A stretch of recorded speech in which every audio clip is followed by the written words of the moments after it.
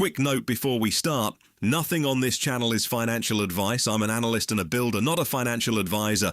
Mantis is a cycle analysis tool. What you do with that information is entirely your own decision. Everybody in Bitcoin can see the cycle, the boom, the blow-off, the crash, the long grinding bottom, the recovery, 4 years, give or take, again and again, across 15 years of data. You've seen the chart. You can draw it from memory, but here's a question that almost nobody answers honestly. What is a cycle, actually? Not what it looks like, not what stage we're in. What is it? What makes it keep time? Why 4 years and not 2 or 7? Because once you start pulling on that thread, you find that most of the confident answers out there aren't answers at all. They're descriptions wearing the costume of an explanation. So let's pull on the thread properly, all the way down. And I'll tell you up front, we may not reach the bottom. The honest version of this video ends in a question, not a full stop. But I think the journey down is the most useful thing I can show you, because where you stop asking determines how much the next crash rattles you. Let's start with the trap. The most common explanation for the cycle is essentially it's a pattern, and patterns repeat. And that's true, but it explains nothing. Saying the cycle exists because Bitcoin is cyclical is circular. It's the dog chasing its own tail. It restates the observation and calls it a cause. Pattern recognition is not the same as understanding. Everyone can see the cycle in hindsight. The hard question, the only one that actually gives you an edge, is why the pattern keeps a beat, why it has a roughly fixed wavelength instead of just being random noise that happens to go up and down. Because if you can't answer that, you can't trust it. And the moment the price is screaming at you, untrusted patterns get abandoned, usually at the exact worst time. So who has tried to answer it seriously? One name stands above most. Bob Loukas has been tracking Bitcoin's cycle structure for years, with a rigor and a patience that frankly most of this space lacks. If you've never watched his work, go and do it. He is one of the people who genuinely helped me trust the framework instead of just intellectually nodding at it. And recently, he put forward the clearest articulation of what cycles are that I've heard anyone give. So I want to give it real weight, because the strong half of it is, I think, simply correct. His answer is this: the 4-year cycle persists because of collective human sentiment, not fundamentals. And the key insight underneath it is the one I want to highlight because it's genuinely brilliant. Bitcoin, like gold, is what he calls a faith-based asset. It produces no cash flow, no yield, no earnings. There is no dividend to discount, no price-to-earnings ratio to drag it back to fair value. And here's the consequence most people miss. An asset with no fundamental anchor has nothing to dampen sentiment. Price is psychology, pure, undiluted. That's why Bitcoin is so much more violently cyclical than, say, a dividend-paying stock. The stock has gravity. Earnings pull it back. Bitcoin has no gravity. It floats entirely on belief, and belief moves in waves. And those waves, Bob says, move through 3 stages: optimism and greed, which push price beyond anything reasonable, sometimes into a blow-off top, disappointment and fear, which trigger the first decline and break the trend. And finally, capitulation and apathy, the stage where people simply give up, stop watching, stop caring. And that is where the cycle low forms. I want to sit on how good this is for a second, because it explains something real. It explains why the lows form in apathy and not in panic. It explains why the people who tune out at the bottom are the ones who get hurt. It maps the emotional anatomy of the move better than almost anything else out there, and it goes deeper than just naming the emotions.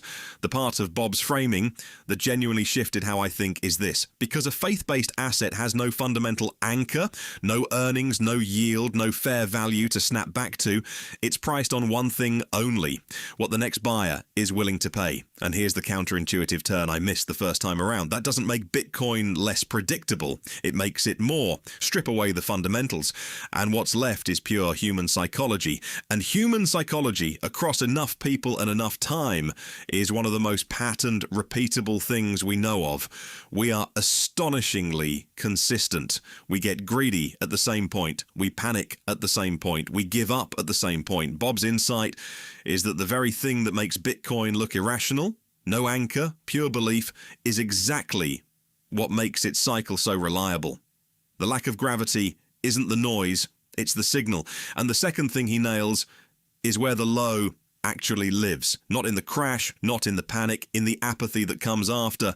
When the headlines have moved on, the new money has fled, and the people left standing have simply stopped caring. That's the bottom, which means the cruelest trick of the whole cycle is that it bores people out of their position right before it turns. He maps that emotional anatomy better than anyone I've read, so I want to be clear about what comes next. I'm not about to tell you Bob is wrong. I think he's right about all of it. This isn't a teardown. It's a man handing you the best map of this territory I've found, and me asking one more question about what's printing the map. So, if it's that good, why did it leave me unsatisfied? Why did I close the video feeling like something was still missing? Let me show you exactly where the flaw is. Here's the missing piece. I just told you human nature is predictable enough to make the cycle reliable, and I meant it. That's the strong half of Bob's case. And it's real. In fact, it goes further than most people are comfortable admitting. The predictability of human nature is no secret. Power has always understood it. Anyone whose business is anticipating crowds, advertisers, casinos, political strategists of every era, has built on one simple fact. People, in aggregate, are far less random than they like to believe. Bitcoin didn't invent that predictability. It just made it measurable. But watch the gap carefully, because it's the whole game. The 3 stages, greed, fear, capitulation, describe a sequence. A story with 3 acts. And a predictable story is still not the same thing as a clock. People get greedy, then scared, then they give up, tells you the shape of the wave and the order of events. Reliably, every time. But it tells you nothing about the timing. It doesn't tell you why apathy takes roughly 4 years to ripen back into greed instead of 18 months or 7 years. Predictable sentiment explains the amplitude, how big the swing is, and that it will swing at all. It does not explain the wavelength, how long the swing takes. The sequence is human, the duration isn't. Here's the way I think about it. Sentiment is the face of the clock. The emotions are the hands sweeping round, and Bob describes those hands beautifully. But a clock doesn't keep time because of its hands. It keeps time because of the escapement. And if you've never heard that word, don't worry.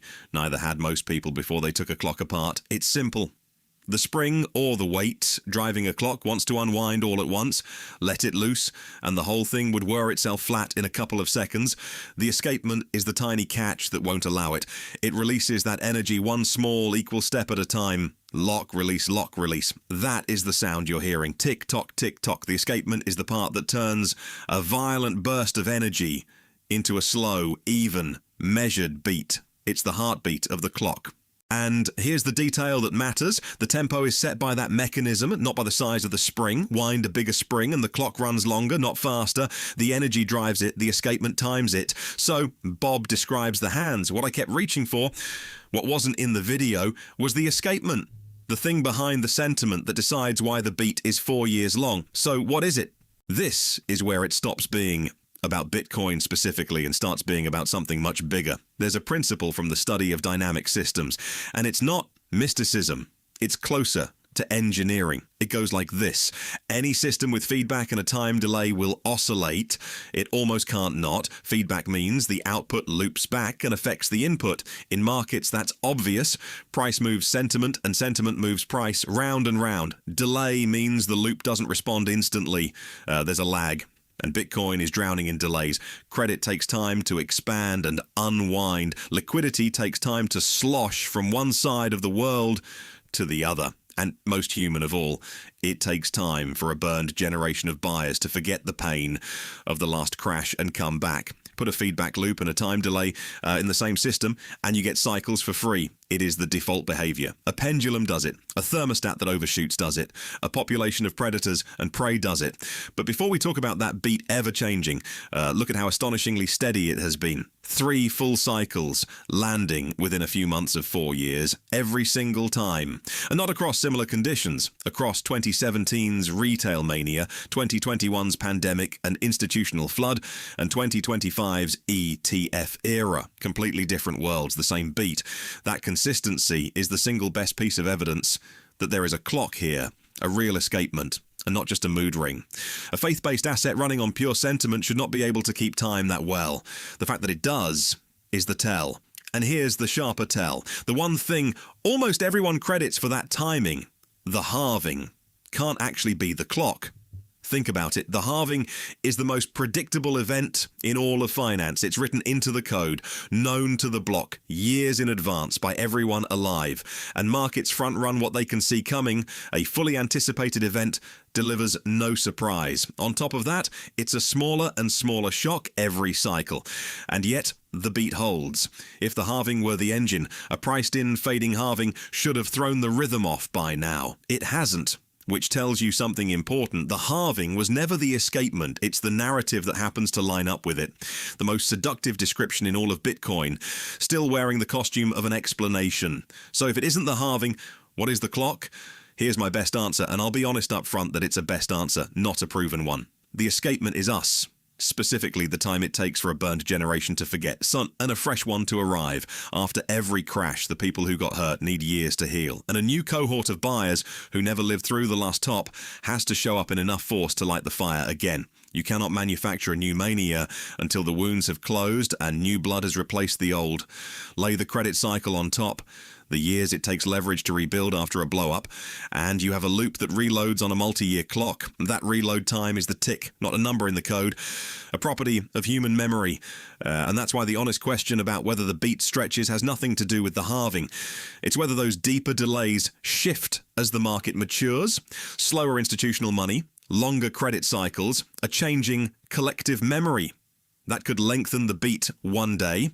It hasn't clearly happened yet. 3 cycles still say 4 years, which is exactly why a serious model works in tolerance bands instead of betting the house on a rigid 1460-day metronome that can never drift. So there it is. The face of the clock is sentiment. The escapement is human memory. The beat is the time it takes us to forget, heal, and come back. Except just when it all clicks into place, the floor gives way. Because if I've explained Bitcoin's cycle by pointing at human memory, at fear and healing and fresh blood, then I've just made a quiet promise that the next 60 seconds are going to break. I've told you the cycle is a human thing, and it is about to become very clear that it is not. Now here's the observation that, for me, blows the whole thing wide open. If cycles were truly and only about human psychology, about fear and greed and faith, then cycles should be unique to human markets. They should exist nowhere else. But they're everywhere. Predator and prey populations in the wild rise and fall in near-perfect cycles. And a lynx has never felt greed in its life. The sun has an 11-year cycle of activity.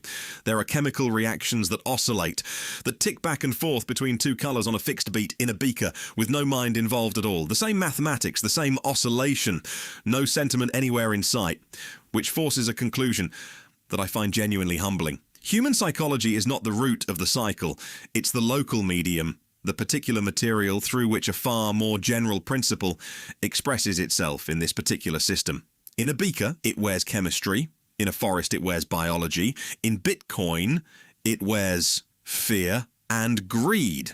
But underneath, it may be the same skeleton wearing different flesh. The cycle isn't a Bitcoin thing. It isn't even a human thing. It looks like it might be a property of complex systems themselves, something closer to a law of nature than a quirk of psychology. And that's the part I genuinely can't fully explain, and I'm not going to pretend that I can. So we started with a simple question: what is a cycle? And we went down through the floors. Floor 1, it's sentiment. The faith-based asset, true and the best of the descriptions, but it explains the shape, not the beat. Floor 2, it's feedback and delay. The escapement behind the clock face, that explains the beat and explains why the beat can stretch. Floor 3, it's universal. Oscillation appears in systems with no humans at all, which suggests the cause is deeper than any single substrate. And floor 4 is where I have to be honest with you. I don't know. I'm not sure anyone fully does. Why is oscillation woven into reality this deeply? Why do complex systems, again and again, refuse to move in straight lines and insist on breathing in and out instead? At some point, the chain of why runs past the edge of what we can currently explain. And the cycles just are is not a satisfying answer. But it might right now be an honest one. And I want to reframe that because I don't know sounds like a failure, and I don't think it is. The chain of why doesn't hit a wall. It hits a horizon, and a horizon isn't the place where the world ends. It's just how far the light currently reaches. We're not standing at a locked door. We're standing at the edge of the map, where every honest science eventually stands. The not knowing isn't ignorance, it's the frontier. And every trapdoor we just fell through to get here is proof of the same thing. The map keeps going. And here's the thing I've made my peace with, and I think it's the most important point in this entire video. You do not need to reach the bottom of the why to use the what. You don't need to understand the deepest cause of gravity to know that a dropped glass will fall. You don't need to explain the moon to set your calendar by the tide. Sailors navigated by the tides for thousands of years before anyone could tell you why the sea rose and fell. The not knowing didn't stop the tide from being reliable. It didn't stop it from being useful. Yeah, we can read the tide without ever explaining the moon. And the part we still can't explain isn't a hole in the map, it's the edge of it. You don't stop sailing because you've reached the edge of the chart. You just respect what lies beyond it. That is exactly where we stand with cycles. We can observe the pattern. We can measure it. We can see it hold across 15 years and 3 previous bottoms and a dozen obituaries written for Bitcoin. We can track where we are inside it and project where it's likely to go without having to first solve the deepest question in dynamical systems. The mantis, the seer, the tool is named after, was never the one who explained the future. The mantis was the one who could read it, who watched the signs, trusted the pattern, and stayed calm while everyone else panicked at the noise. And that's the whole point of Mantis. It doesn't claim to have solved why the cycle exists. It makes no metaphysical promises. What it does is far more modest and far more useful. It takes the pattern that has held for 15 years, measures it precisely, and tells you where you are inside it and where it's most likely going next. A timing window, a target zone, a confidence score, the what and the when, not the cosmic why. And as I record this, that pattern is doing exactly what it has always done. Sentiment has soured. The headlines have turned, and Bitcoin has rolled over into its cycle low window, capitulation and apathy arriving right on cue, just as the framework said it would. Bob's stage 3 on schedule. The tool doesn't need to know the deepest reason why the tide comes in. It just needs to know that it does, and roughly when. So here's where I'll leave you. Go and find the floor you're comfortable stopping on. Maybe it's sentiment, maybe it's feedback and delay, maybe like me, you suspect it goes deeper than anyone can currently explain. But wherever you stop, use the pattern, because the people who waited for a perfect explanation before they trusted the cycle are the same people who get caught off guard every single time. The cycle doesn't ask you to understand it, it only asks you to respect it. If you want to track it yourself, Mantis is available with a free trial. Link in the description. Step back, tune out the noise, and let the cycle do the work.